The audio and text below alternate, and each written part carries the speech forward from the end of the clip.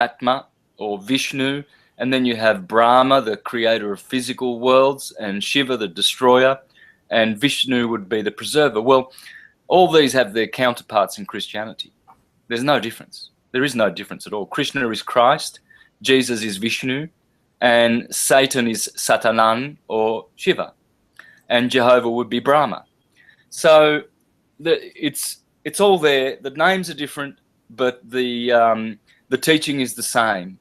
And so anyone with their eyes open and ears to hear can really, really fathom this. It's no use. It's no use talking to the average person about these things. It goes way beyond. And they've been told that their religion is supreme and exclusive, and all the others are lies and blasphemous and from the devil. And even in Christianity, they suffer with this mentality. You know, the Jehovah's Witnesses will tell you that the Mormons are demon worshippers, and the Mormons will tell you that the Jehovah's Witnesses are. And you can go to all the churches and you can ask them all individually whether the other churches are demon worshippers, and they'll tell you, oh yeah, in no uncertain terms, they are all demon worshippers except for us. Yeah. And so this is exclusivism. This is detrimental. It is very harmful to humanity. Once upon a time, we used to be able to travel from nation to nation, and we used to be able to worship our gods from our nation under different names, and we knew who they were, because you can't. There's only one supreme being, root cause of all causes, and everyone acknowledges that anyway. So whether they have respect for what's called the nature gods, the demigods, they always go back to the one Godhead, and that Godhead is a Trinity. That Godhead is, in the Eastern system, it is Krishna and his consort Radharani. Now, Radharani is his beautiful goddess, and that would correspond with Mary, Queen of Virgin, Queen of Heaven. Mm-hmm. And so what this patriarchal system has done is it's removed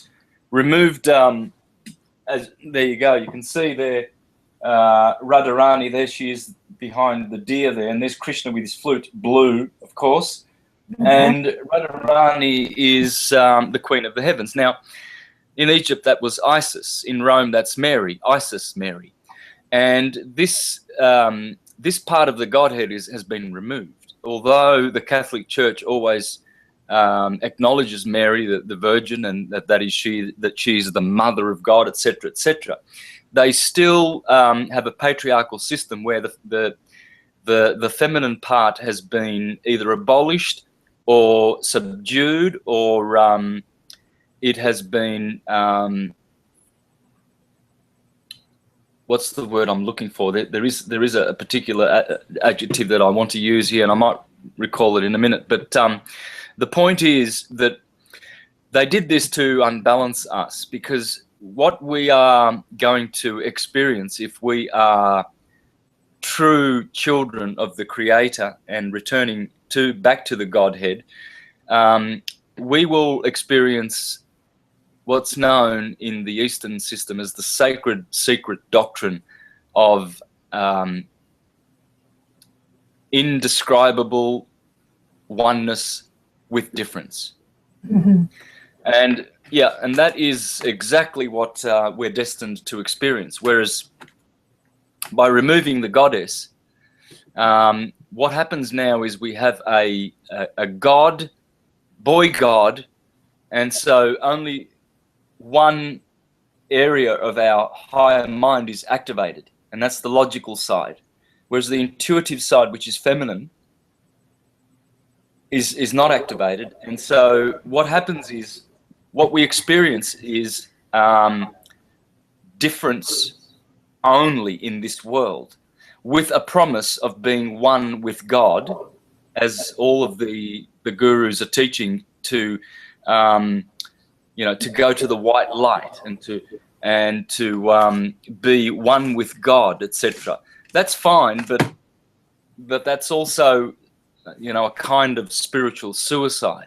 Mm-hmm. The true doctrine Yeah, the true doctrine is way better than that. It's inconceivable oneness with difference.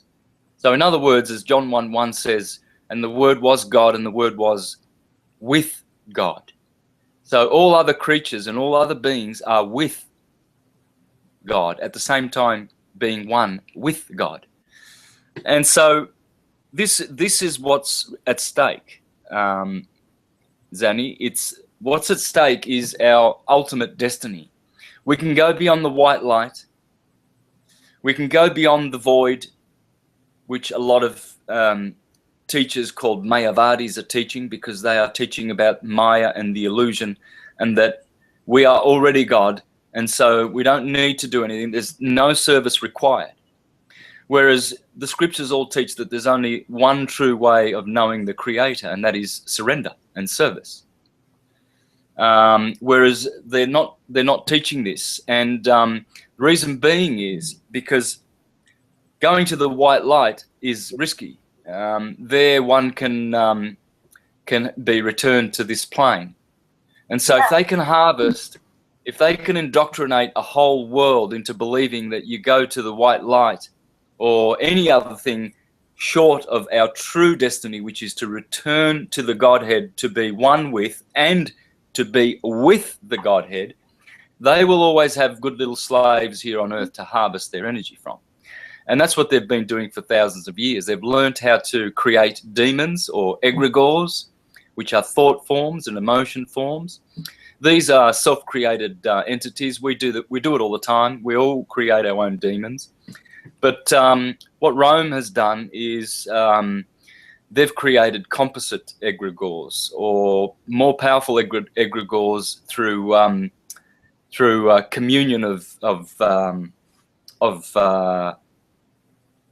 crowds or groups or gangs. So the Vatican will gang up with the Freemasons, and they'll gang up with the Knights Templar and the Knights of Malta and the royal aristocracy and the moneymakers like the Rothschilds, and they will enter a pact and a coven whereby they will do their rituals and conjure up demonic entities and give more life force to their creations. And how they do this is by swearing allegiance and working together and bringing crowds of people to their plazas and to their forums to give them energy. So in other words, when you go to the Vatican, anytime you go to St. Peter's Square, you're actually giving life to their egregores.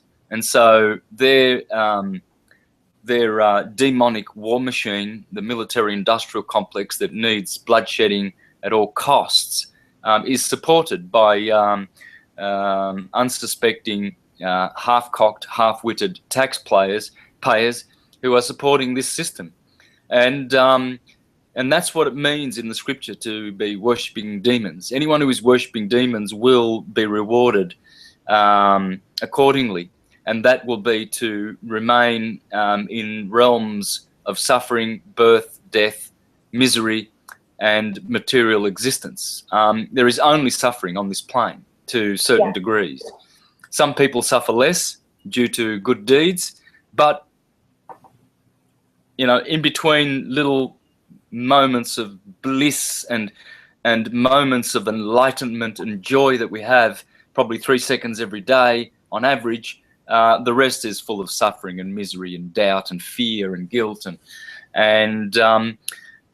that's of course by degree. That depends on how much good work we've done. My bliss has increased exponentially from when I first started waking up.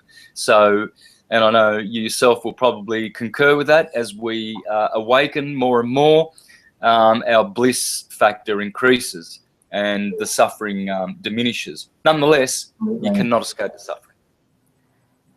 No. There is a saying that we only suffer in the flesh. So maybe we only suffer here on this realm. How do you feel about that? Yeah, in material worlds, there is only suffering. In spiritual worlds, there is Chit, Ananda, which is consciousness, existence,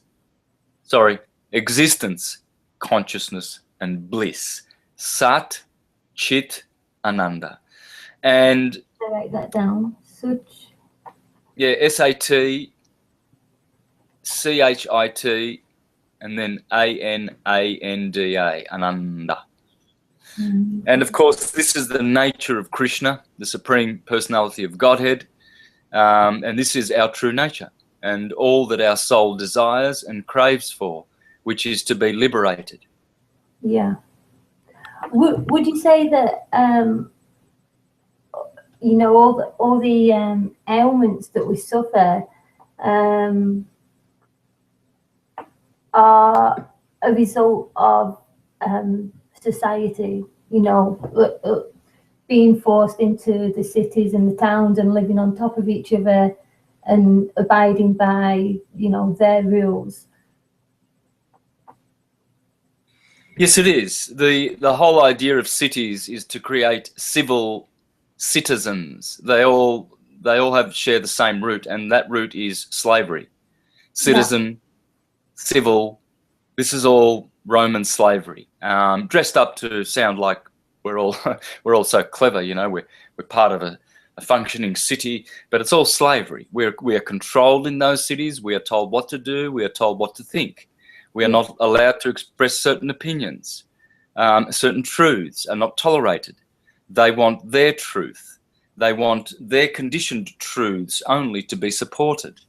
And they spend a lot of time and money putting energy and power into their particular truths. For instance, global warming, and let's go and collect taxes now so we can fix this, as if nature is not able to repair its own, you know, its own weaknesses, as it always does. So it's just man interfering with nature and creating shortages and scarcities as part of their demonic religion of worshipping egregores rather than the creator. So it's just man seeking glory for himself and seeking money and power for himself, and teaching the unenlightened, half-witted section of humanity, which will be probably 95%, how to follow and give worship to their creations rather than the creator. Yeah, absolutely. I agree with that. I always feel that, you know, living within a society and abiding by other people's rules, you know, even coming down to weekdays, you know, you can only do things Monday to Friday, and then on a Saturday and Sunday you have the freedom to spend that time with your children, or, you know, but the rest of the week you've got to put your children into the care of strangers while you go and break your back working to make somebody else rich or whatever. That has never sat well with me. It just doesn't feel natural. And I would say that humanity has had a divorce from nature in a large extent. We've been divorced from our nature through demonic thoughts. Now, what is a demon? Well, people have their own ideas, but simply a demon is a service to self creature, entity, being. Some are beings, some are creatures. Creatures are created. Beings have no created beginning. And so these entities serve themselves. And they know that in order to hoodwink mankind and harvest their energy and power, they have to create false models of nature, you see. So one of the false models is gravity. Gravity, not even Newton believed in gravity, and of course it was a hypothesis. And so, and all of the equations under the sun that you can put together and try to understand will never explain gravity, and nothing ever will, because it's hocus pocus bogus pseudoscience. And yet people use it to explain everything. Oh yes, gravity does this and gravity does that. Gravity is able to carry flying jets in the air and actually carry them in the same atmosphere, so that if they're flying from Paris to New York, it's actually on a spinning globe. It's exactly the same time flying from New York to Paris. Now, this is just sheer insanity, but even airplane pilots subscribe to this hocus pocus bogus buffoonery. Whereas, you know, if they really understood the true nature of the universe, everything that is up is up. And I'm not upside down here in Australia. No, absolutely. Yeah. And so what they'll have you do is they'll indoctrinate us with globes in our kindergartens and in our primary and secondary and tertiary education. There's a globe everywhere. And no one has ever provided one single shred of evidence that we live on a globe. And in fact, every single thing that they do provide in terms of so-called evidence is hocus pocus, ridiculous buffoonery. And you know, it can be silenced with just short little sentences of evidence, truth, and knowledge, because everything supports that we live on a flat plane, and everything is absolutely up and down, and the whole universe works this way. So this relativism of the Darwinians and the Copernicans and the Aristotelians, they're all just a bunch of monkeys. They're all just a bunch of materialist, speculative philosophers, have no connect to natural transcendental science. And so your transcendental scientists like Pythagoras and Plato, they get silenced. And how they did this was, of course, Rome shut down the Neoplatonic schools in the 6th century. Justin the Emperor, the criminal, did this, so that the Aristotelian buffoonery can you know, overtake the world. And the world has gone after Aristotle and his moronic, materialistic teachings like Darwin and Newton and Einstein, and all these will go down in history once they're revealed as buffoons. They've played the part of buffoon perfectly well. They are imbued in worldly wisdom, which is foolishness in the eyes of the Creator, and they give glory to themselves. These are glory seekers. They don't give glory to the Creator.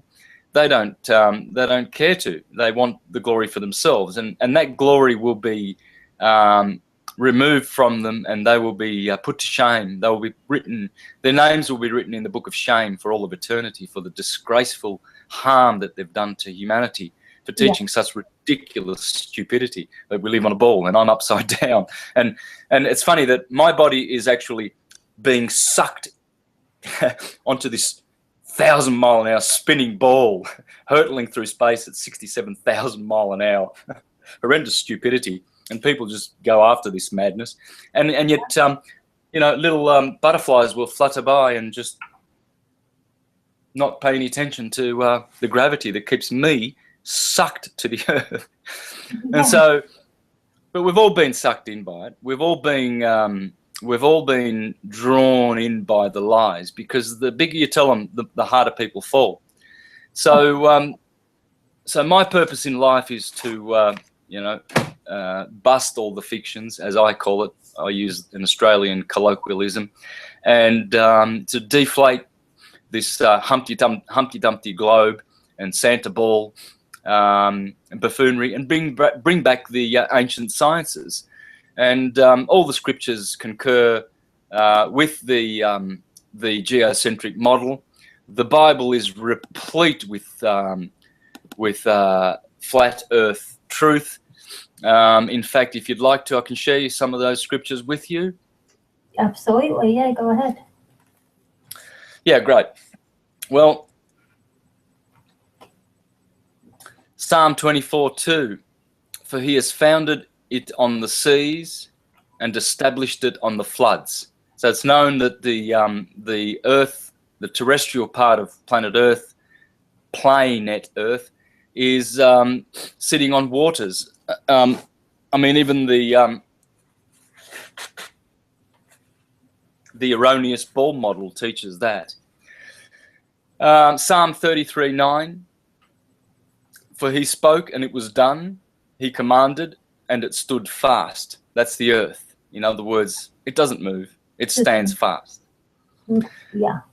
Psalm 104:5, he established the earth upon its foundations so that it will not totter forever and ever.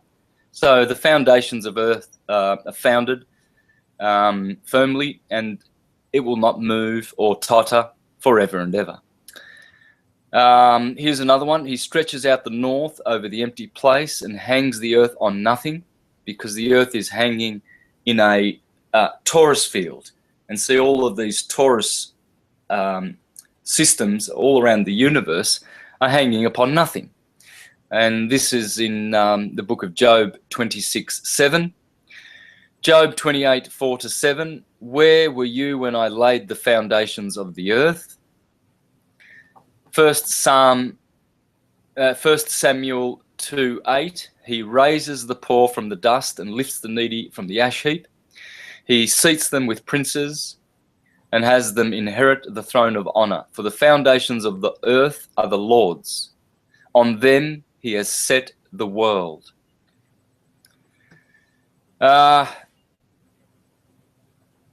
Psalm 19:4. The heavens declare the glory of God. There is no speech, nor are there words. Their voice is not heard. Their line has gone out through all the earth, and their utterances to the end of the world. The end of the world, indicating a flat plane. In them he has placed a tent for the sun, which is as a bridegroom coming out of his chamber. It rejoices as a strong man to run its course. I've explained all this. This is a tent or a tabernacle. It's a vortex coil type of tent-like structure, like a teepee, and the sun goes from circling around above the earth plane from the Tropic of Capricorn, and it climbs up to the Tropic of Cancer, and it actually contracts as it goes up to the Tropic of Cancer, and then once it reaches there, it expands as it goes down to the Tropic of Capricorn again. And this is the motion of the sun. Here is also some secular evidence of a knowledge of a flat earth. Theophilus of Antioch in the 2nd century said, the heavens, therefore, being like a dome-shaped covering, comprehended matter, which was like a clod.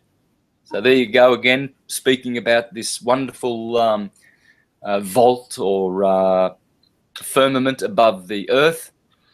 And here is another, that was Theophilus of Antioch. Here is Rubaiyat of Omar. He said, and that inverted bowl we call the sky, where under crawling cooped we live and die, lift not thy hands to it for help, for it rolls impotently on as though or I. Oh, So very poetic. Again, Yeah.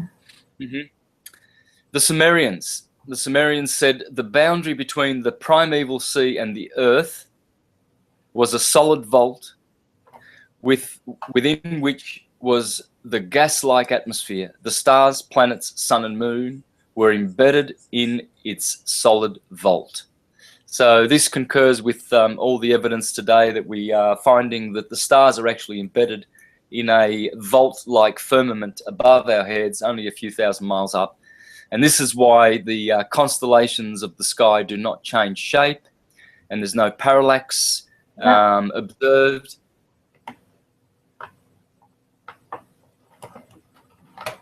Absolutely. You were saying, sorry? No, I'm just concurring with everything that you say. You know, it fits with the research that I've been doing, and it's just good to have it, you know, from the ancient scriptures, you know, just confirming this. Yeah, look, I've got evidence from Srimad Bhagavatam. I've got evidence from the Quran.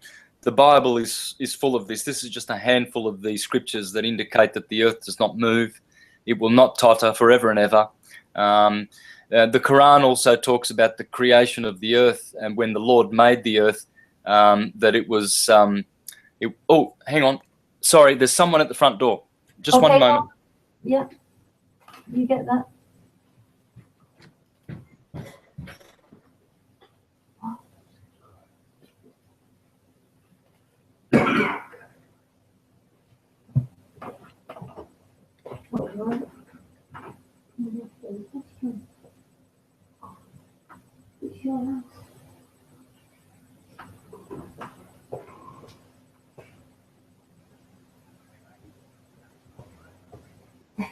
Come on.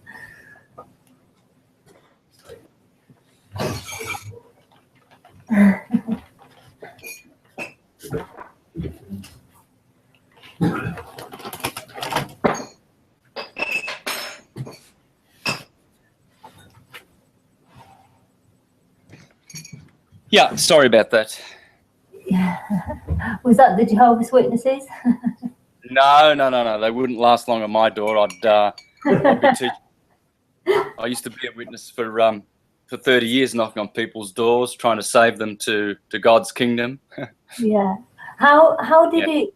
How did you break free from that? You know, what was it that you know did it for you that you no longer wanted to be a Jehovah's Witness? Well, religion in its pure form is transcendental science. So I practice religion, always have. But religions, especially corporate religions, Yeah. these are pure satanic demon worshipping organizations. Nonetheless, they do offer a service, and it's a necessary service. It's inconceivable and impossible to really fathom how this works, but they do. It's like a boot camp, I guess. They do work out for the good, and the good-hearted ones. It's inevitable that they will come out of the religions. It's like a tunnel. You don't go into a tunnel to stay into in it. You go through it to get out of it. Yeah. And that's what the religions are like. They are there for you to go through, and then when you get out, then you are free. And then you see the light, and the light at the end of the tunnel is getting out of religions and then to practice religion, true religion, which is true religion, true worship is purely and simply surrender and service to the Creator, and that everything we do glorifies the Creator because the Creator deserves this. It doesn't demand it, but our reason and our intellect and our intelligence tells us that the Creator deserves our respect and our worship, and it is our link to happiness. This service. There's only two roads of service: service to self or service to others, and that service to others is what is known as service to the Creator. When you do good deeds for poor people, when you do good deeds for others and help others in their times of trouble, this is serving the Creator. And these are the good deeds that the Creator is pleased to see and will bless. But you see, most people don't understand this principle, and therefore they are materialistic, and what they are doing is actually rendering service either to themselves or to their bellies, or to false concepts, false idols, and those would be everything that that the demon worshipping entities have devised, such as the globe and gravity and all of these buffooneries. Yeah. I just want to skip back a little bit to where you was talking about hocus pocus, and I have a little theory of my own, and I just want to know how you feel about it. And it's about how humanity has been hoodwinked into this belief of the heliocentric model and the stuff that NASA put out. And in my mind, the only way I can see it is that we're under some kind of hypnotism. And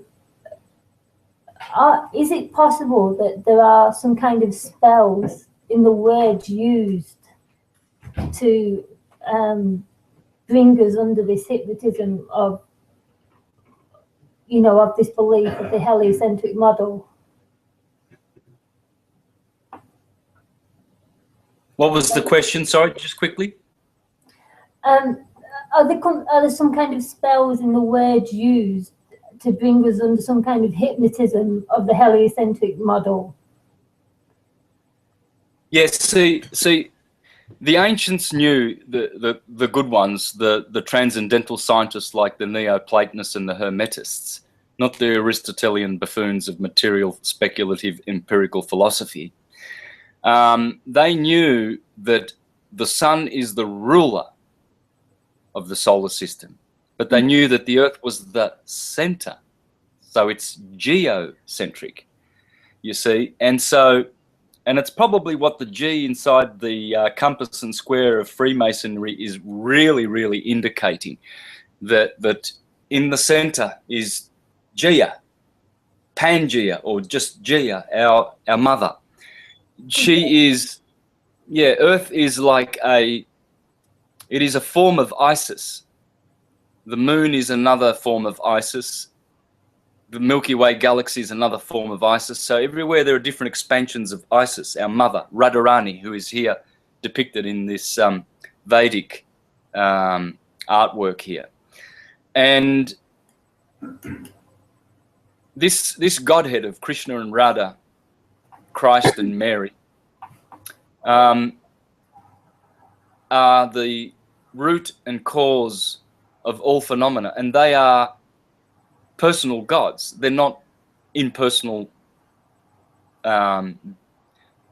entities, which is what a lot of spiritual people will try to teach you, that there's no person. So what they do is they put you in the middle, in the lukewarm, neither hot nor cold. So you've got service to self, cold, and you've got service to others, hot, and in the middle you have this neutral ground where all these spiritual gurus and new age teachers want you to believe that there's nothing being of service. I don't think we can share the link, can we, at the moment? No, I don't think so. Oh, okay. So no one can join us in this call? No. Oh, sorry. I shared it. I'll have to tell my friend. We'll have to wait till it's... I don't mind if she wants to sit and listen,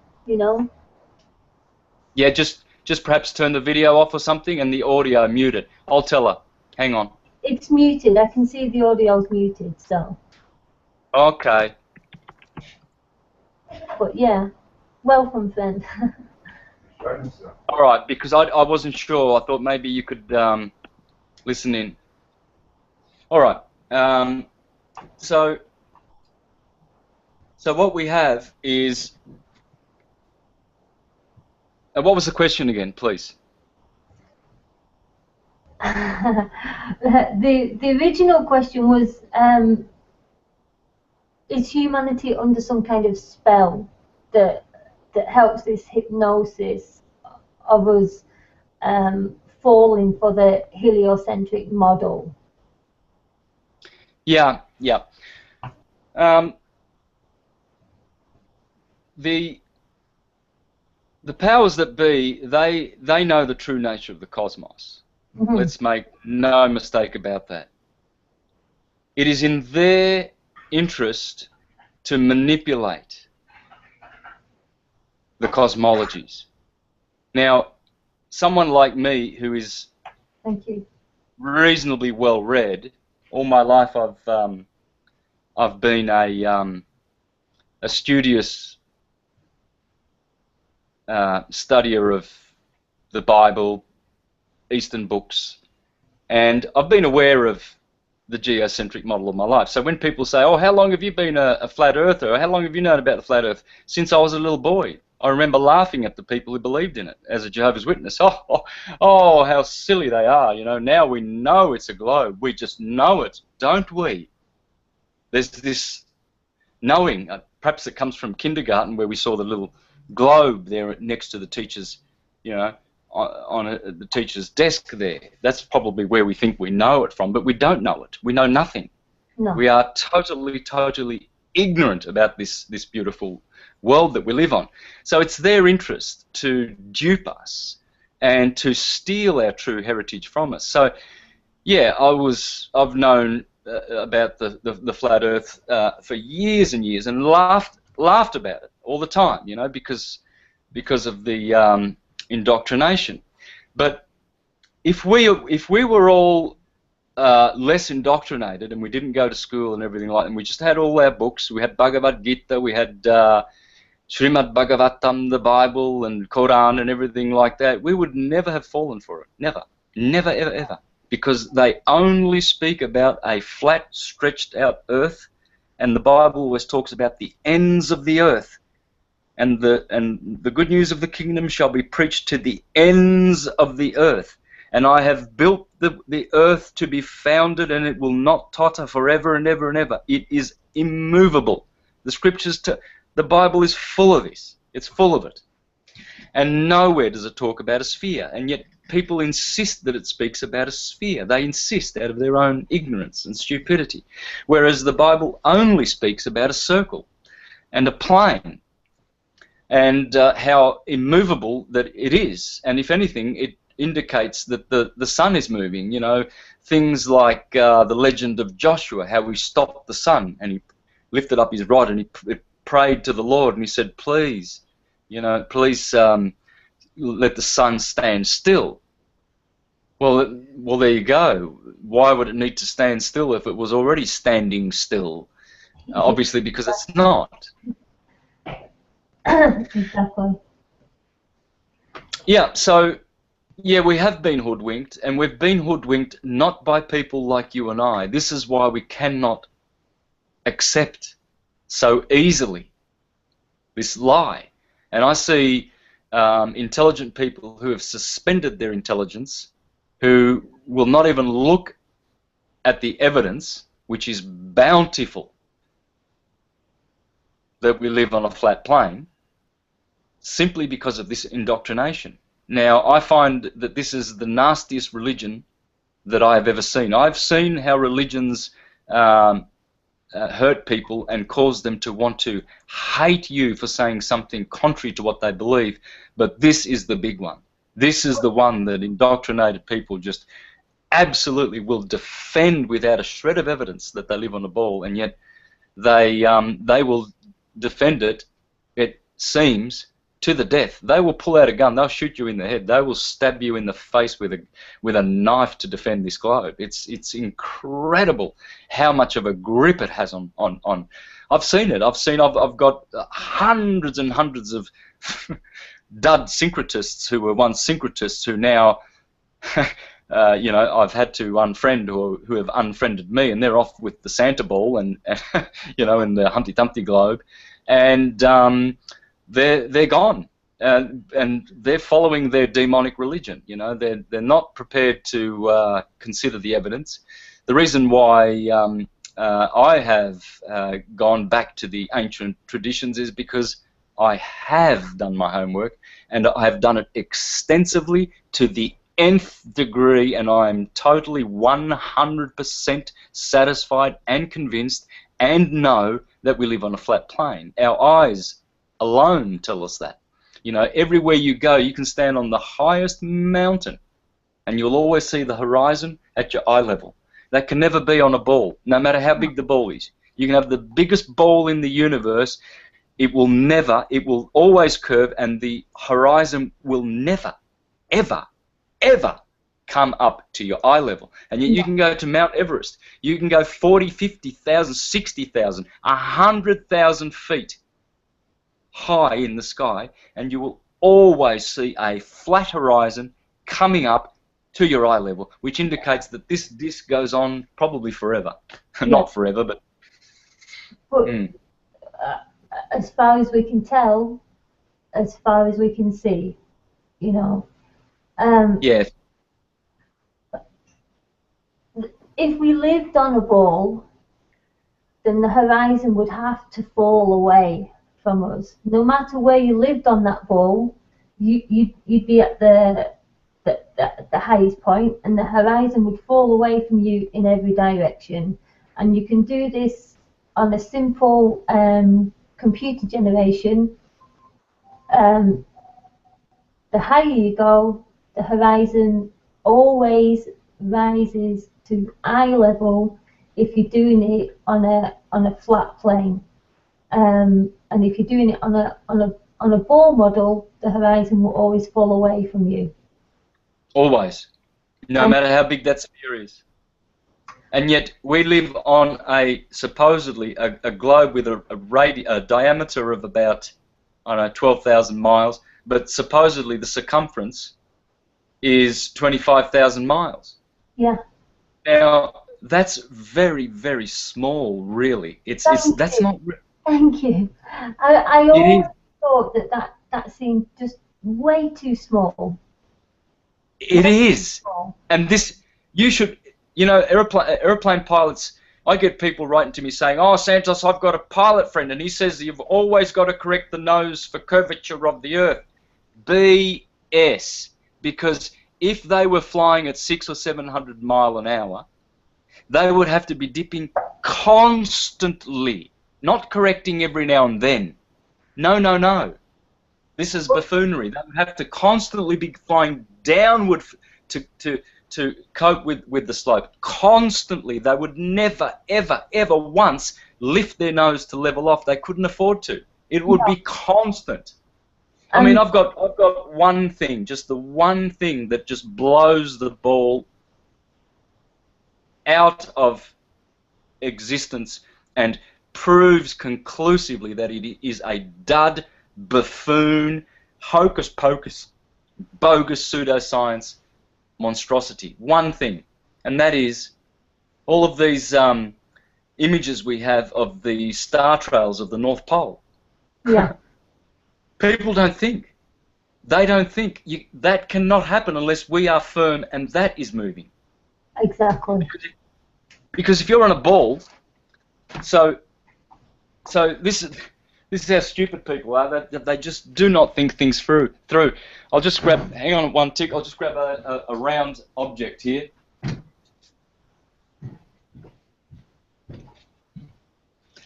So.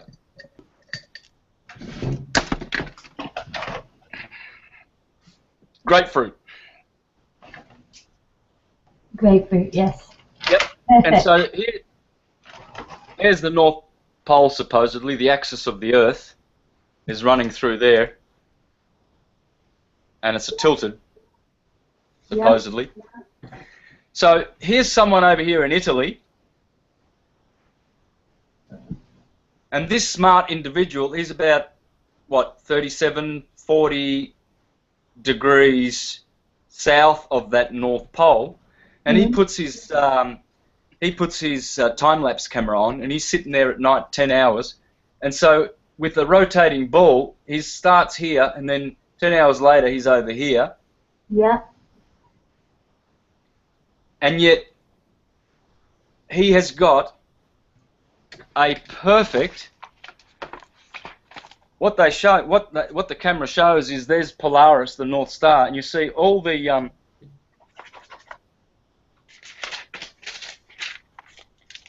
so there's Polaris, and you see all the star trails going around like this, perfectly. In perfect circles. In perfect circles.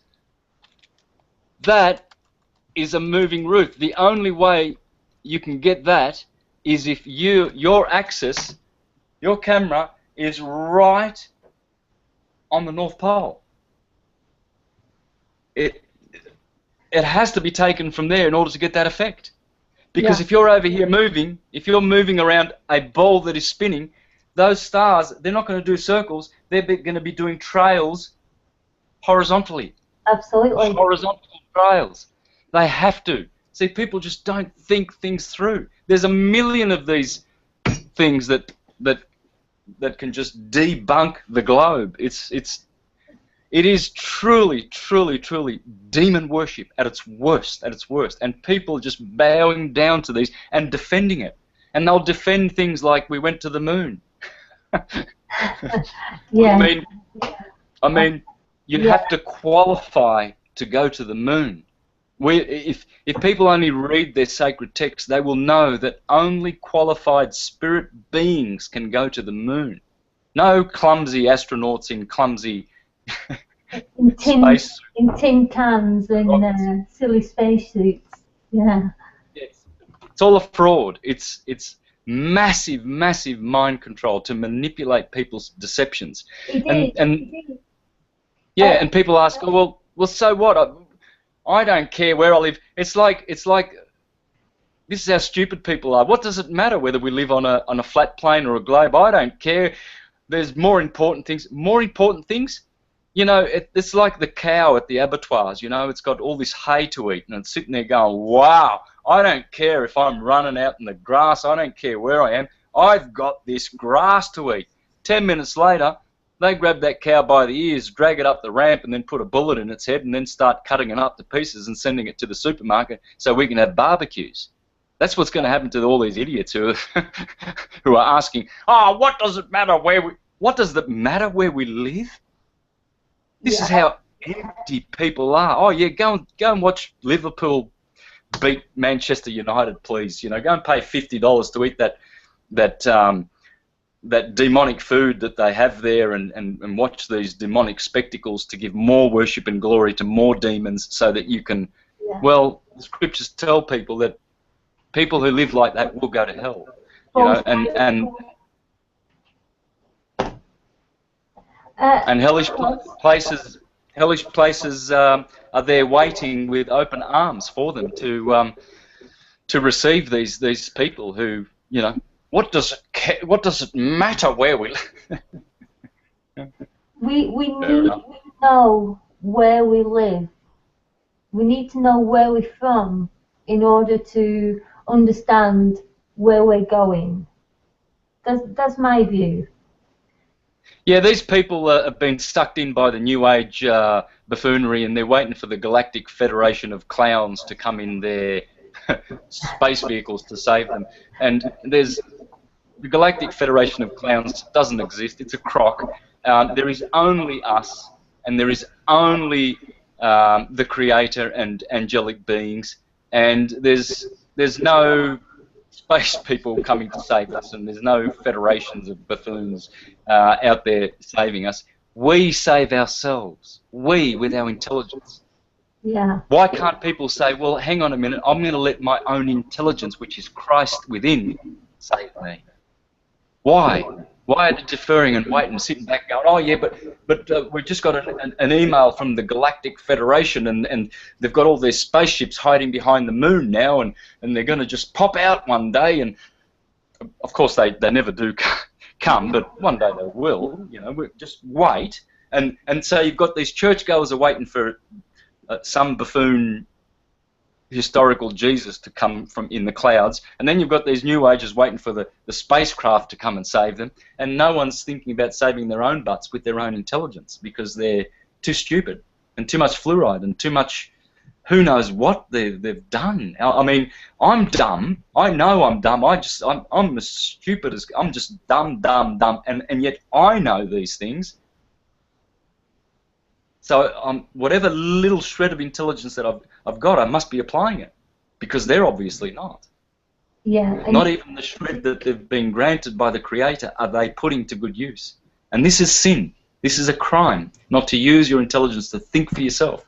At least in my own stupidity that I'm dressed with and conditioned with, at least I insist on using my own intelligence and to see my own evidence and to have direct knowledge, not just opinion and sense. You see, this is where people confuse opinion and sense with intellect and reason. You see, your Platonists will tell you that you use your intellect and your reason, whereas your Aristotelians, they will say, what does your opinion, what does your sense tell you? Look around and what does your sense tell you? So they really founded this, you know, this Darwinian, Keplerian, Copernican, globe, gravity, evolution, demon buffoonery. It all goes back to these speculative philosophers. They've done so much harm. It's untold harm they've done to humanity. And, you know, the joke's on them. They defend their belief systems without any evidence, just really emphasizing and compounding their stupidity, really. I have no tolerance, as you can see, for stupidity. I really have no. I don't have any tolerance for my own stupidity. I walk around and see all the stupid things that I do every day, and it just makes me cringe. Just imagine what they're doing, you know. Oh, that's why I'm living a hermit in the rainforest, because I don't want to see people doing stupid things which are more stupid than my stupidity. You know, I can't do that. I'd rather die. I'd rather die than... I think the problem there is, Santos, is you recognise the stupid things that you do, whereas on the whole, most people don't recognise the stupid things they do. They think they're being quite clever, you know, they think they've got it all sussed out, and you know, they're doing it the right way. So I think that's the biggest problem for most people. Yeah, I'm enjoying this because I nonetheless love to torment the ignoramuses. I've got a whole bunch of guys now that are wanting to debate me. Oh, I want to debate Santos.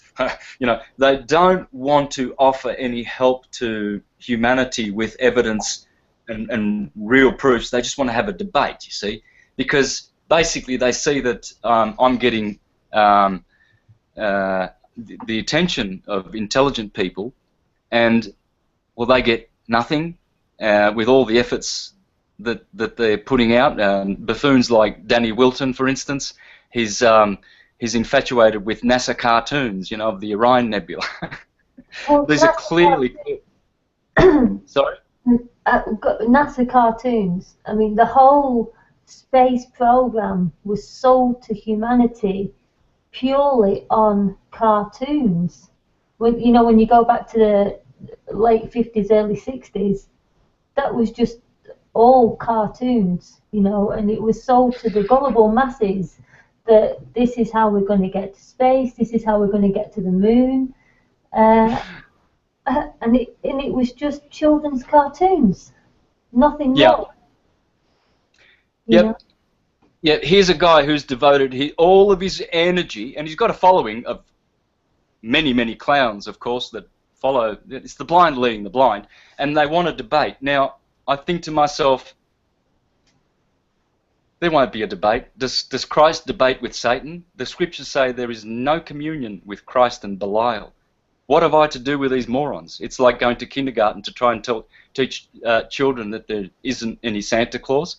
Number one, you'll do harm to them because, well, they believe in Santa Claus, so let them go until they grow up and work out that it doesn't exist. Number two, you're reducing the holy science to debate with pseudoscience. Mm-hmm. You know? Yeah, it doesn't make sense. And so you've got a whole bunch of these clowns like half asleep, half a sheep, making videos from New Zealand, wanting to debate Santos Bonacci. You've got Johan Oldenkamp, who all he does is holy science. That would be whole, as in it's got holes in it, because he does not know holy, sacred science.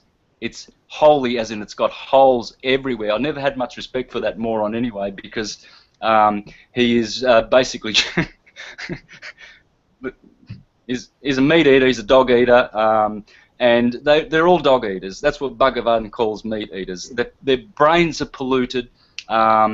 They cannot think. They cannot reason because they eat dogs. And when the blood is polluted, there's no way to ascend internally, to go up in here to see the white light and the blue light, and have activation. These people have had no activation. Santos, And can you just explain quickly for anyone that's going to watch this how eating meat pollutes the body?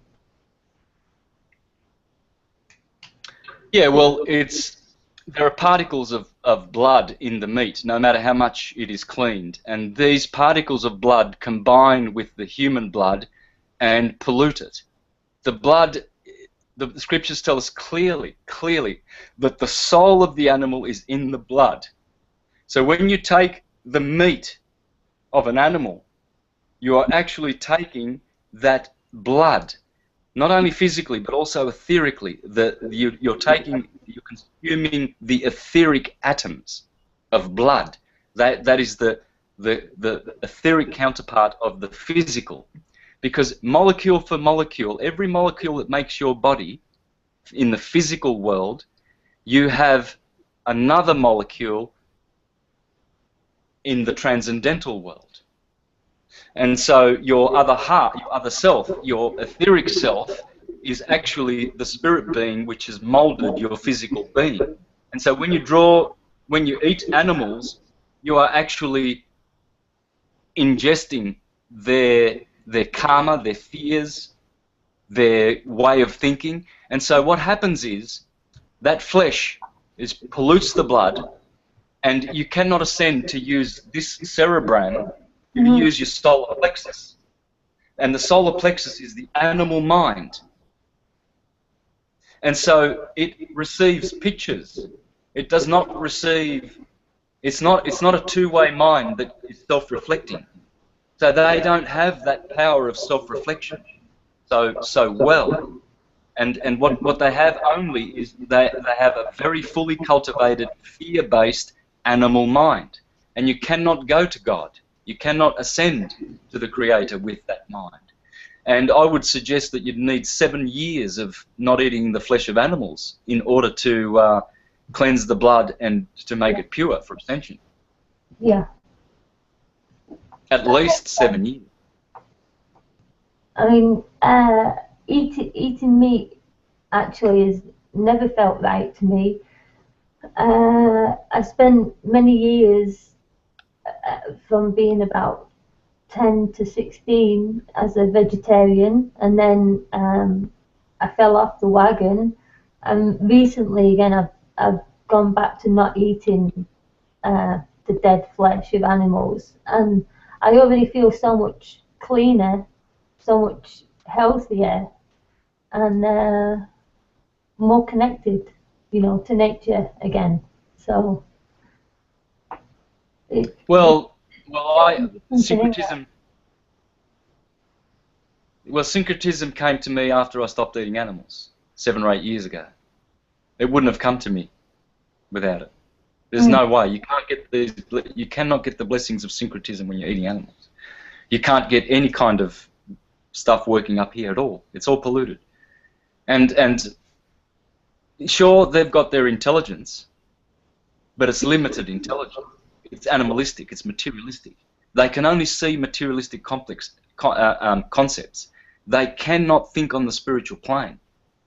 This is why you will find that only spiritual people who are truly, truly free of material demon worship can understand the true cosmology that we live in.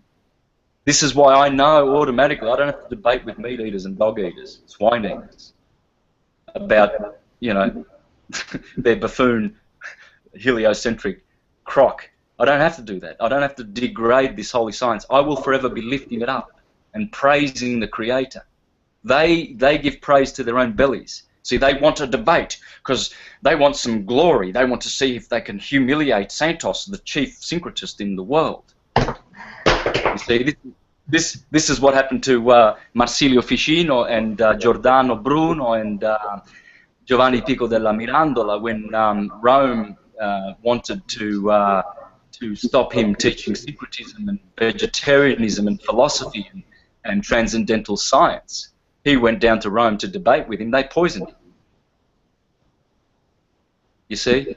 he was good enough to do that, and they poisoned him, and he probably deserved to die, because you don't need to go down to debate with demons. Do not do that stuff.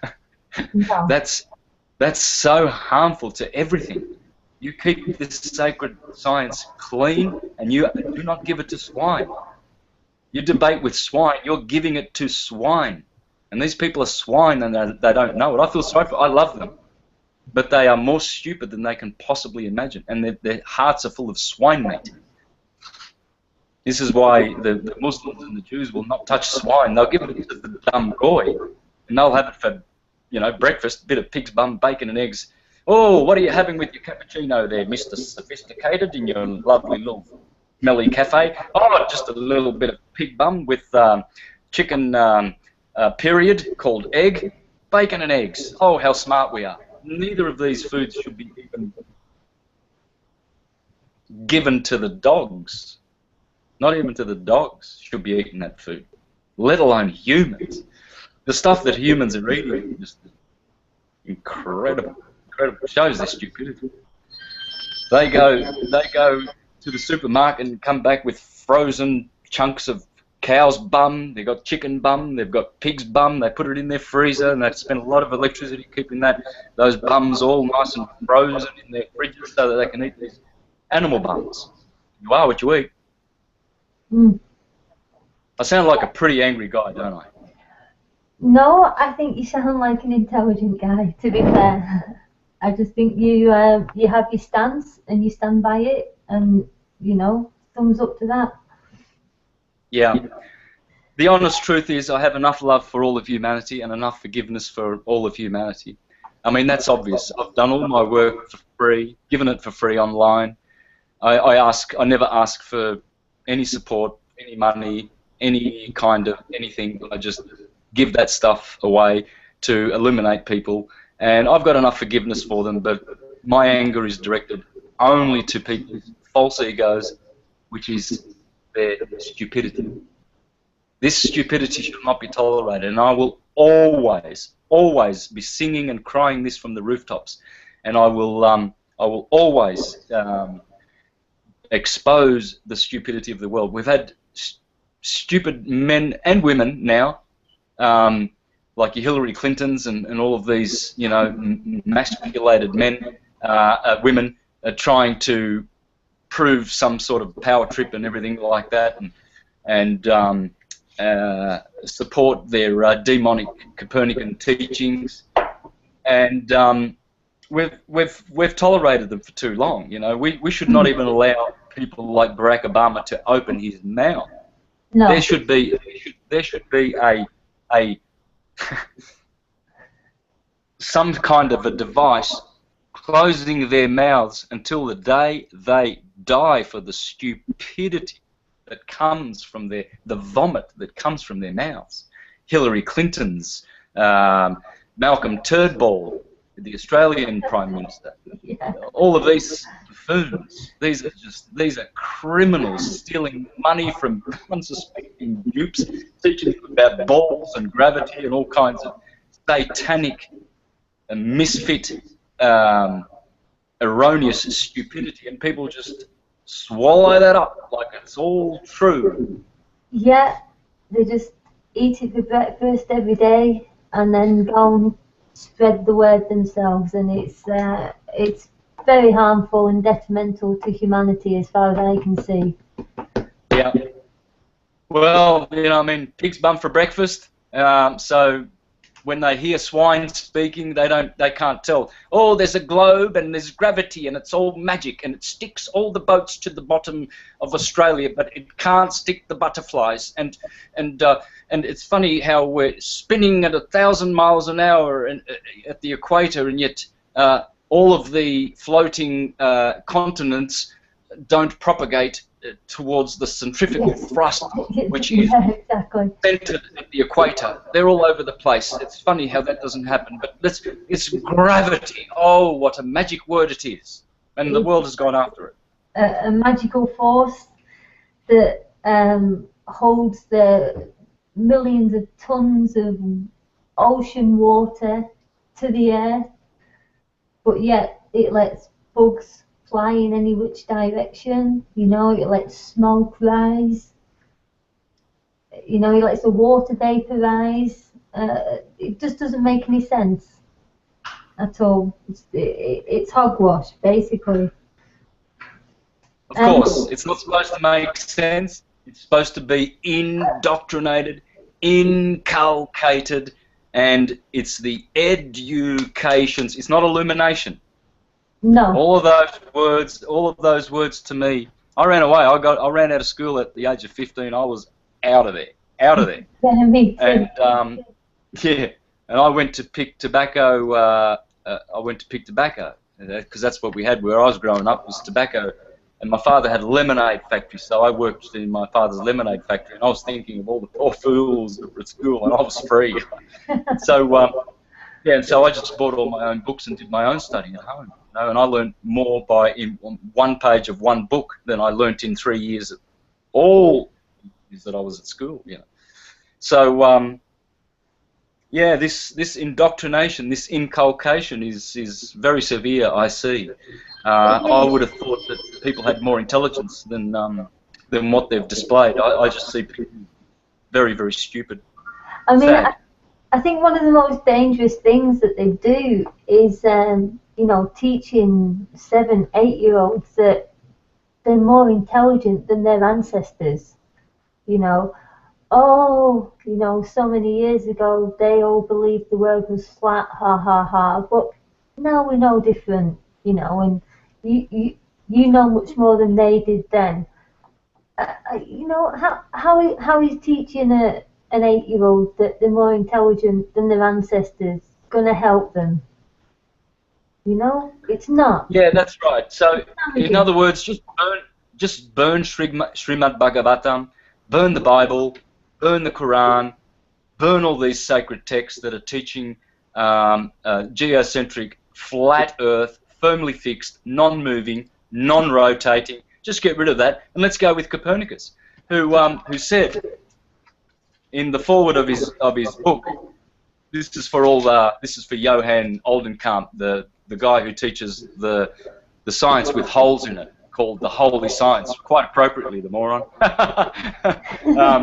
This is what he said in his book, Revolution of Celestial Spheres. The hypothesis of the movement of this Earth is only one which is useful to explain phenomena, but should not be considered as absolute truth. So here is the dunce himself, Copernicus, telling all the dunces, don't believe this crock. Yeah. They always tell you the truth in some way. You know, they're trying to fool you, but the truth's always there for you to choose to take on board or not. Yes. You always have the free will to decide which direction you're going to go. Yes. Yes. And intelligence should be the guide. Now, I'm not talking about conditioned intelligence, because that's what we see. That's what causes people to be stupid. The false ego, the mind of the material mind, and material intelligence. You see, the Creator, Krishna, uses 8 material energies, and 3 of them are subtle, false ego, material mind, material intelligence, and 5 of them are gross: ether, fire, air, water, and earth. These 8, we are made of this compound. But all of these exist on a higher plane. We have true ego, we have spiritual intelligence, and spiritual mind. But why are we not applying them? Why are we insisting to use our conditioned parts of our unconditioned parts? Why do we insist to live under the false ego? Why do we always apply our material mind and our material intelligence to things? We should be free from these. And the only way to be free from this is to give service to the Creator. Only through service can we know the Creator. not through anything else. Speculative philosophy will never cut it. You can be reading books for thousands of years and you will never know the Creator. And see, this is what Isaac Newton once said. He said, it's not the mind that cannot accept the Creator. It's not the mind of man that accepts the higher truths. It's the heart. The heart is corrupt. The heart has been polluted, mostly with animal flesh. But the three worst demonic teachings are the eating of animals, the globe, and gravity. And I will draw my last breath deflating them all and destroying them all. Yeah, good on Until you. we live in a world where none of these aberrations exist, we will never be free. We will always be controlled and harvested, because those three are what are prohibiting our ascension. Those three alone. Everything hinges on those three demonic teachings. And we have to lose them. The quicker we lose them, the quicker we will find peace and prosperity and happiness on this beautiful plane in which we live. Yeah, I have to agree with that. Santos, I'm feeling a little bit rude to your friend there. I'm wondering if she has any questions or anything she wants to add. Would you like to ask her? Or Who's that? this friend here. No. This is a very good friend of mine who's a syncretist who is just listening. That's all. Just happy to listen. Okay, that's yeah. Because I thought this was going live, and I thought I could share the link. I didn't do that on Facebook, and so, but because I didn't get time to, and just as well I didn't. So because otherwise we would have had hundreds of people here. yeah. I always, whenever I do my hangouts, I always do them private because I just have a small confidence problem. I just like to talk one-on-one, and then I'm just happy to release it onto YouTube after that. I'm not into self-promotion at all, so I don't go sharing it everywhere. I just let people find them and come across them. Me too. And that's the way I like it. So. Yeah, me too. I mean, I could be posting my videos every day on Facebook. I probably only post once every 2 or 3 months, and I think to myself sometimes maybe I should just have a page just to promote my syncretism, because if you haven't got syncretism, you've got nothing. All of these researchers who are specializing in this and that and this and that, it's all blah blah blah blah blah. I get benefit from listening to them, but they just don't know how to join the bits all together.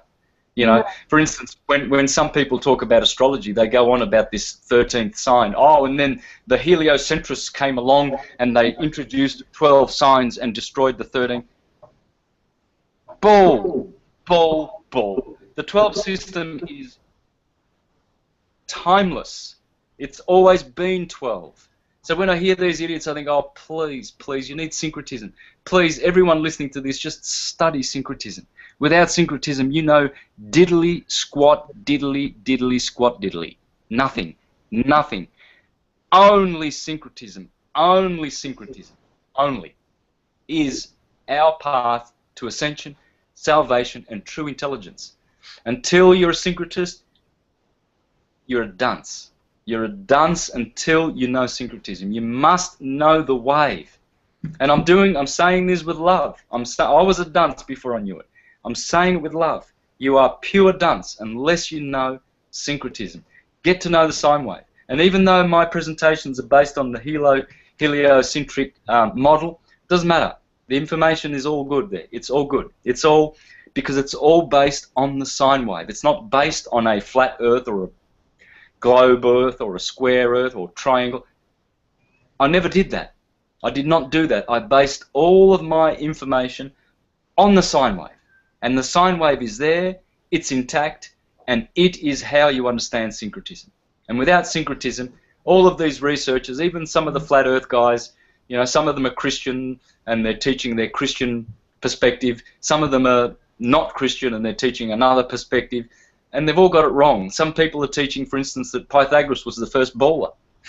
Where did they get that stupidity from? From other stupid idiot, materialist, moronic, speculative philosophers?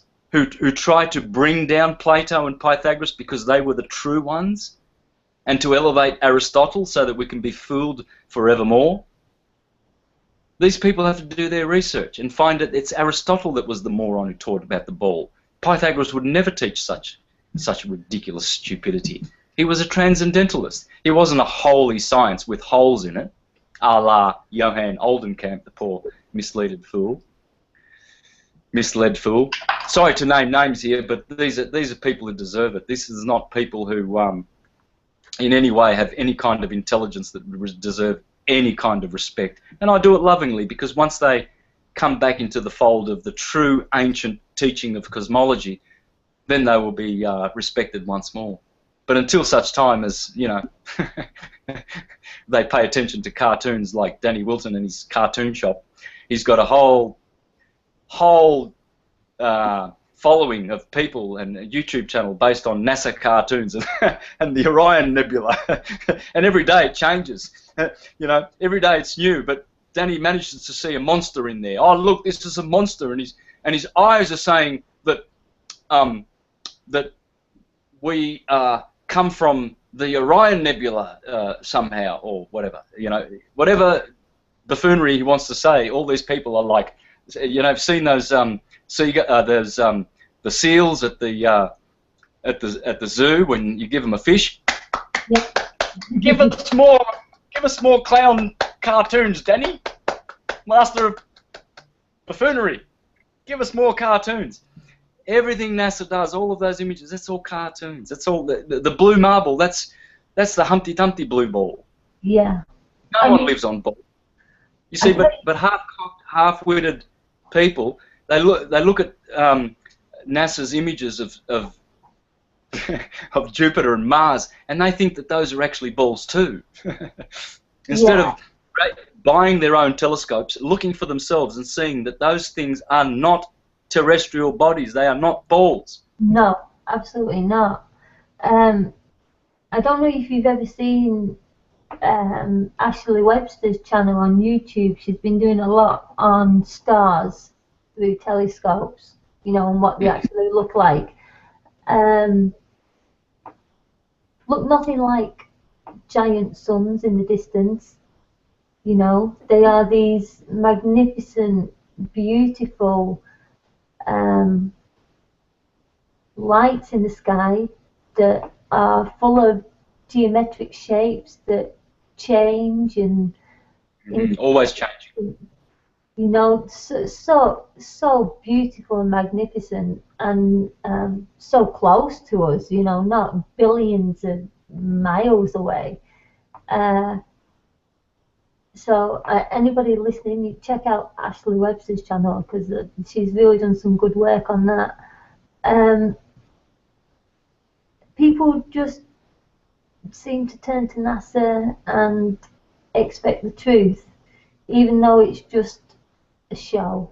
You know, for anybody that's got their eyes open and they watch all those, you know, the NASA launches and what goes on in the NASA room when these launches are going on, it's like some big party. They're all patting each other on the back, and they never give any real kind of scientific reasoning. You know, they're just talking mumbo jumbo, and it's just like one big joke to them. They're just having one big laugh on our behalf. You know, as far as I'm concerned. Oh, you can see how they're laughing at us. If you look at the last European rocket launch, which happened yesterday, I think, you will see that all the criminals who are funding these false hoaxes of going to outer space, you can see them laughing at each other with their Masonic handshakes and all of these Masonic ways of communicating and ways of indicating that they are laughing at us. You'll see them, even the Chinese buffoons, the space program there of buffoons, you'll see them laughing every time they launch something. You see them giggling. They're actually giggling and laughing, knowing that they can't go to space. You can't go through the vault. You just cannot penetrate the Van Allen belt. It's just impossible. The radiation is too intense. So this is why the rockets go up, and then they level out, and then fall into the sea. Yeah. And so what they're doing is teaching, selling people a lie so that they can steal their money. Yes. Very clever of them to make this fractional reserve blood money system, which is connected to the military-industrial big pharma complex, so people can take their pharmaceutical drugs and be treated. I'd rather be cured or healed. But they're quite happy to take all these pills and with side effects and everything like that, and they're quite happy to support, you know, these operations of invading countries and stealing their wealth and killing children and women and civilians unarmed, murdering, butchering, raping, pillaging, profiteering, scamming. It's just a bunch of scumbags, and this is why I have repeatedly in this interview mentioned that it's all demon worship, and I will not do an interview ever again where I will not mention the source and cause of all of our troubles. It's demons. Forget about the Vatican, forget about the Jews and the Khazarians and the Hyksos and the Bilderbergers and the Trilateralists and the Commission on Foreign Relations and the Knights of Malta and all of these pedophile gangs. It's demons. And the lips of Santos Bonacci will forever, wherever he goes, will always be denouncing these demons and their stupid followers. 95% of humanity are just stupid followers of demons and demon worship and globes and gravity and all sorts of crocs, which I will never fall for ever again. Yeah. Why? Because I'm too intelligent and I have syncretism. And that's not arrogant to say that. We are all intelligent. But we suspended our intelligence. I suspended mine. I knew that all the sacred texts, I knew they all of them subscribed to geocentric flat earth model. All of them. And yet I went ahead, I just went ahead and I used, and here's the earth, it's a ball and we're going orbiting around the sun, and so there's one thing I wanted I'm going to fix that up with a vengeance.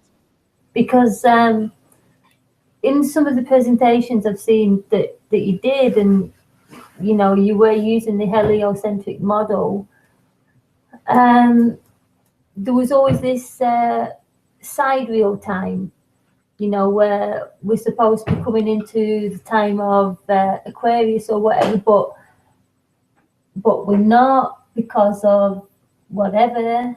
And how does that sit now? You know, it does.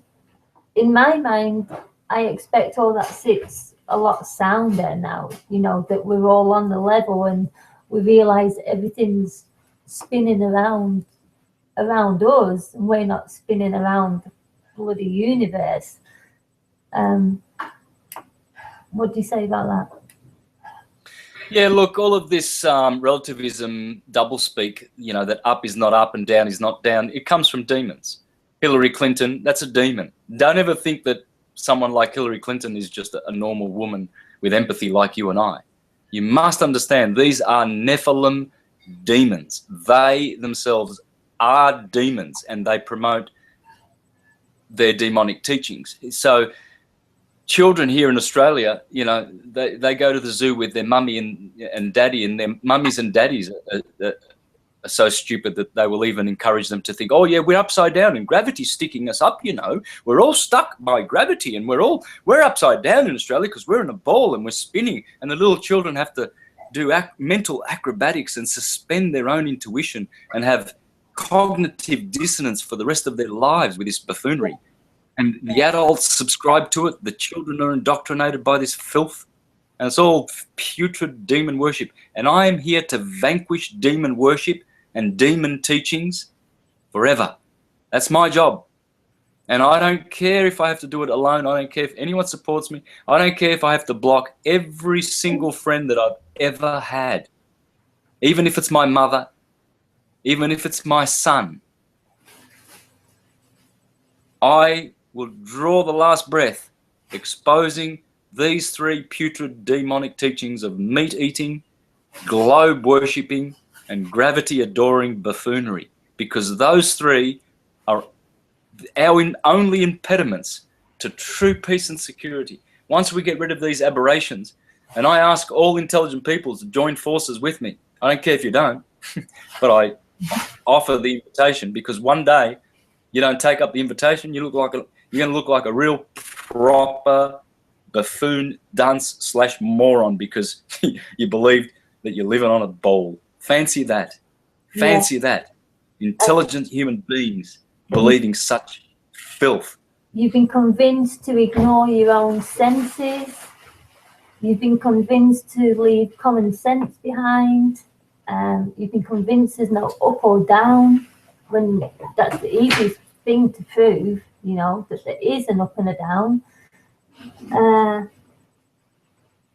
Yeah, it's baffling to me. It's baffling to me. It really is.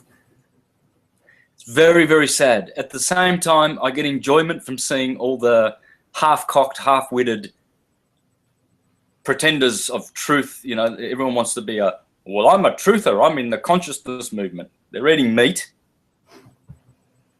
They think they live on a globe.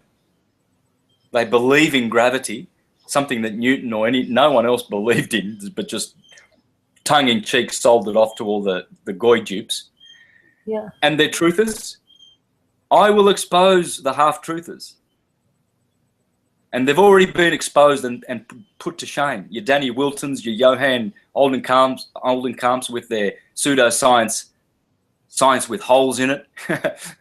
The science with holes in it. There's another website that I used to be associated with called School of the Holy Science. Please go there and see the morons that are there. School of the Holy Science. I'm ashamed that I was a part of it. Run by Ruth Smith. She's a demon worshipper, believer in globes and balls and hocus pocus. I pity them. But off they go, half-cocked. Oh, we've been told we live in a globe. I can't see it, but I'm going to promote it because I'm stupid. Can't help you.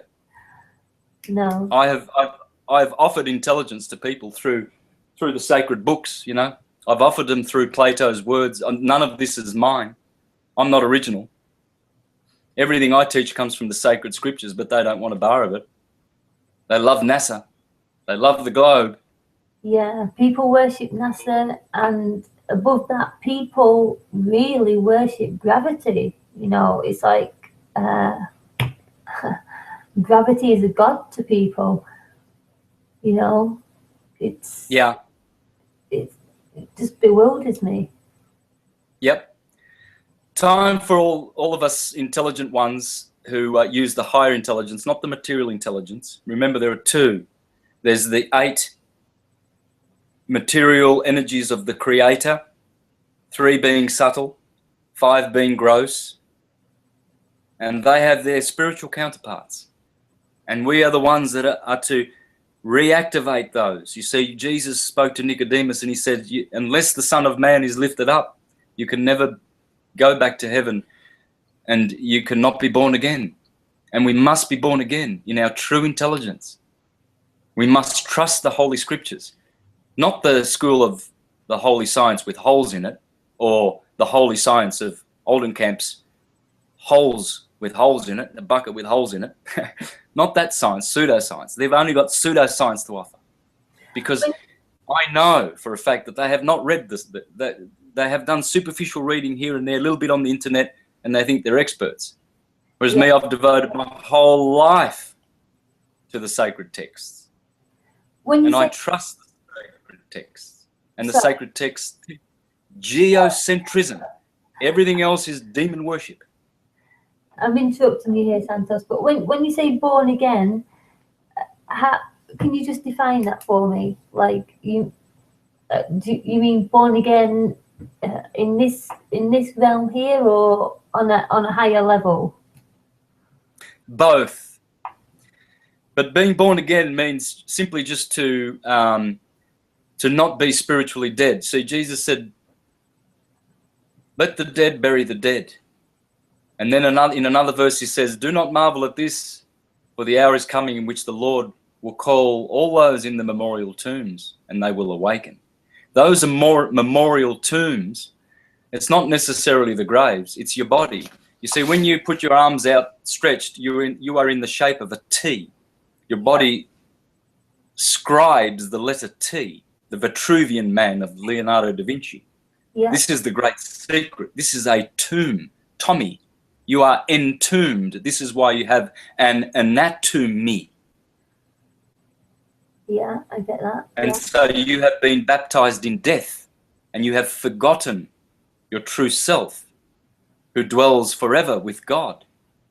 And so to be born again is just to remember that. That's all. It's called the anamnesis, the remembering. To remember that we are one with God in quality, not in quantity. So yes, we are qualitatively God. When I was about 3 years old, I have a very distinct memory of forgetting everything that I once knew. And it was almost, I was awake, but it was almost like a dream where it was all slipping away. Is this kind of what you're talking about? You know, where we forget what our true selves are? Yes, this will happen. This happens all the time. All through our lives, we do have moments and glimpses of our true remembering. We do remember who we are, but then we forget. Yeah. We very easily forget. Sometimes we go to that universal place in our dreams. Sometimes we just have a flash, a moment of brilliance. Mm-hmm. And then the distractions of this material plane soon, quickly enough, distract us enough so that we're diverted and we forget. But sometimes some people have a higher awakening.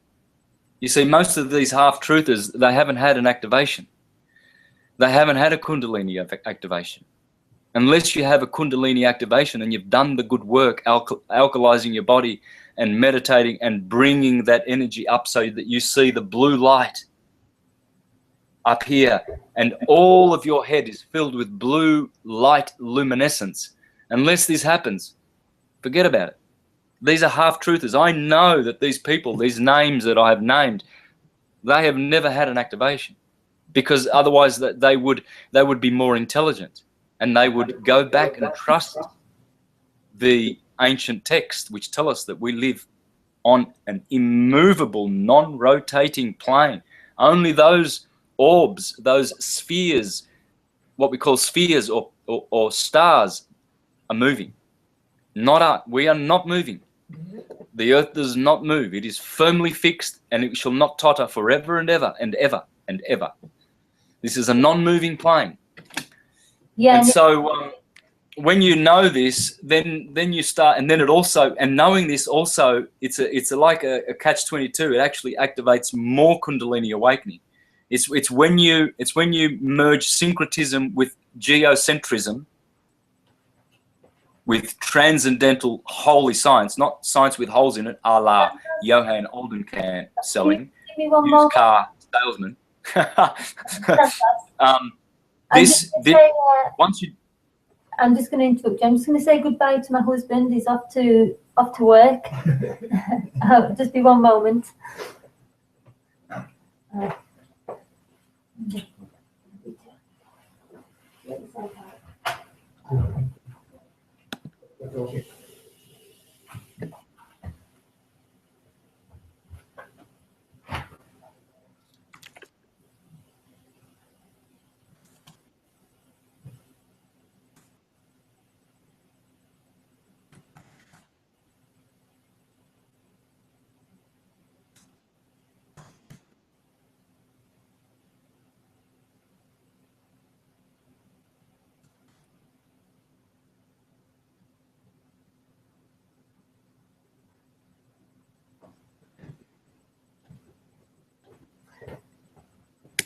Sorry about that.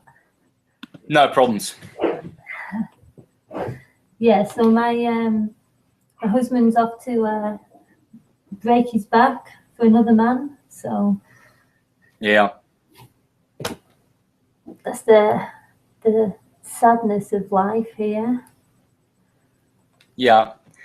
Look, I really appreciate the interview and having me on. Yeah. I will, though. I will apologise for being so so hard on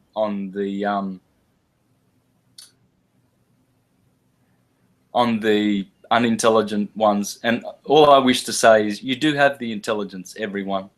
We all have the intelligence. I'm not here to offend anyone or to hurt anyone. No. We all have dignity. We all have intelligence. All I'm saying is, you've been hoodwinked. You have been utterly, utterly hoodwinked.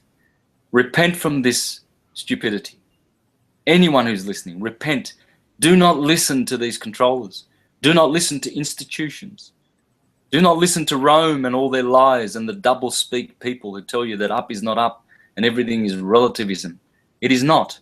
In the scriptures, in the book of Isaiah, the Creator says, woe to you who are making that are making what is good bad and what is bad good, and what is up down and what is down up. Woe to you.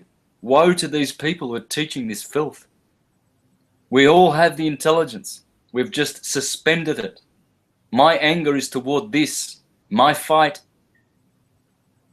is only toward ignorance and stupidity, not people. People do not enter it. Even if I name names, I'll even call myself stupid. I'll throw myself in with those stupid ones. I don't care. I care for truth and for prosperity so that we can be free. One day we'll be free from these demonic teachings, and we will have music and joy and bliss and prosperity. We will be dancing. Sister, we will be dancing forever and singing and chanting the holy names of God. Hare Krishna, Krishna Krishna, Hare Hare. Hare Rama, Rama Rama, Hare Hare. 16-word chant which will bring you directly to heaven. Or, if you want to, chant the Om. There is nothing greater than the Om. Aum. And this is the word of God. Or chant the goddess, Radharani. There she is in all her beauty. The lover of Krishna, Sri Krishna. And Sri Radha is always there. Always with the Lord. She's the Queen of Heaven. And she gives many, many gifts to us, but we must serve the Creator. We can't continue serving our bellies. No. People who serve their bellies are sick. They're very, very sick. They don't know they're sick. Their minds are sick. Their emotions are sick. Their hearts are sick. Their bodies are sick. Look at people, the way they look. They've got wrinkles and everything. I'm 52. I'm not going to see any wrinkles because I eat raw food. I eat chlorophyll and salt, Celtic sea salt and Himalayan sea salt. Salt has electricity in it. Sugar has no electricity in it. Yeah. See, people don't know how to charge their bodies. You see them sitting at cafes with poisonous, toxic cow's milk, boiled with 6 or 7 sugars in it, eating a croissant full of sugar and white starch, and they're fat and bloated, and their skin is all red and wrinkly, and they're all puffed up with diabetes, and they're eating all these cakes, and people are sick. We got to stop eating this poo. People are eating poo. Meat is poo. It's just filth for the body. Sure way to die and to be diseased on the way to death is to eat meat. Yeah. The moment you put meat in your mouth, your mind is crippled with putrid disease of demonic kind. You are possessed of demons the moment you put flesh on your tongue. The moment you even contemplate it, it is demon worship. And this is what I'm here against. And this is all I will preach against now. From now on, anyone who listens to this interview and wants to interview me, be prepared for me to denounce demon worship, meat eating, globe, gravity, buffoonery. That's all I'll be doing from now on with my syncretism.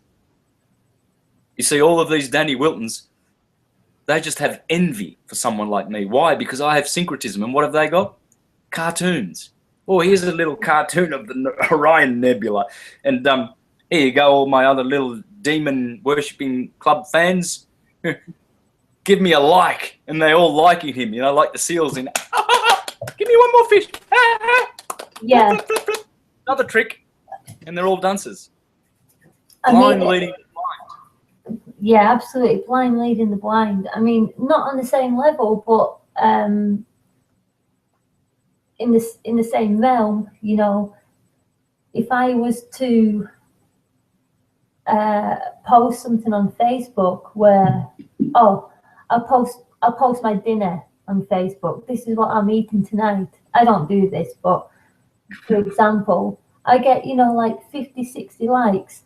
I post an honest truth about something about the world, and nobody looks at it. You know, it's like Yeah. If you tell someone that you had a bit of pig's bum for breakfast, you know, bacon and eggs, oh, they're all, yeah. you know, the moment you try to wake them up and say, think for yourself, do you really think you live on a globe? Oh, I'll stab you in the eye for criticizing my belief in the globe, you murderous heathen. How dare you say we live on a flat plane? And that's about the extent of their research. And they will defend it. And all the while, the criminal Illuminati, putrid pedophile families are just enjoying seeing all of these idiots defend their lies. Their lies. They vomit forth the lies, and then all of these idiots go defending them. Like these dumb seals at the zoo. I shouldn't offend the seals. The seals are much more intelligent than half of these half-cocked, half-witted buffoons. I just have one more thing before you go, Santos, and that is the programmed response of people that, you know, the second you bring up that the Earth may not be a globe or may not be what we've been taught it to be, the programmed response is ridicule, instant ridicule. And for me personally, that was one of the biggest waking moments for me, because I was questioning this and I was having a dialogue back and forth with my brother, and anybody that I brought it up with instantly said, oh, you're stupid, you're an idiot, you don't understand science, you know. And it's like this response has been programmed into us. They don't even know why they're saying it. They've not even looked into it, you know. So it's it's kind of, I don't know how to explain it, but well, it's like this. When you absorb these demon teachings, you become demon possessed. And it's very, very hard to exorcise demons from deep, deep within your heart and soul. And these people have not done any exorcising of demons. They haven't had a Kundalini awakening. And I recommend to anyone, please, please, please, first and foremostly, do some meditation. Be alone with yourself. Go into your heart. The truth is in your heart. And allow the energy to rise through your spine. Concentrate in the middle of your head, in the space from the middle of the head to your top of your head. Focus on this area in the middle of your head and direct the energy there where the RAM is, Aries, the cerebrum, and the pineal gland. And even if you don't get an activation, you'll get a partial activation. Any 5 minutes you spend doing this, you will benefit. But you must do this. Once you do this, you'll be free of demon worship. Because those two Kundalini serpents that have been suppressed and coiled down at the bottom of the spine, that is what's causing people to follow after demon worship and believe in the globe and defend it with all their life. Defend something that doesn't exist and it's pseudoscience buffoonery. And yet they appear to be intelligent. You see, all those guys I mentioned before, Johan and Danny and Ruth, and they've got as much intelligence as I am. I'm not saying they're stupid, but they have suspended their intelligence. Therefore, in that sense, they are stupid. And I'm not saying that I'm super intelligent. I'm just saying that I'm allowing my intelligence to flow because I've done the work. First of all, I've done the research, and I know that all of the cosmologies, all of them, are geocentric and flat earth. Not one of them is dealing with his ball buffoonery.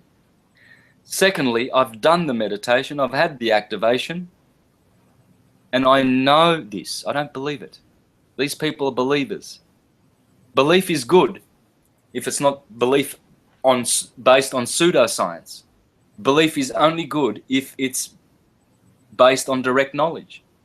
Yeah. And I have the direct knowledge. This is why I put my ugly face in these videos for the sake of mankind. Not so that they can look at my ugly face, but to listen to the wisdom, not from me, because I'm just another dunce, but from the sacred texts, because I have sweated over these books. I've done the work, and I'm bringing them out to people in the public for free, for their benefit. That's loving. That's love. Yeah, that is love. Yeah.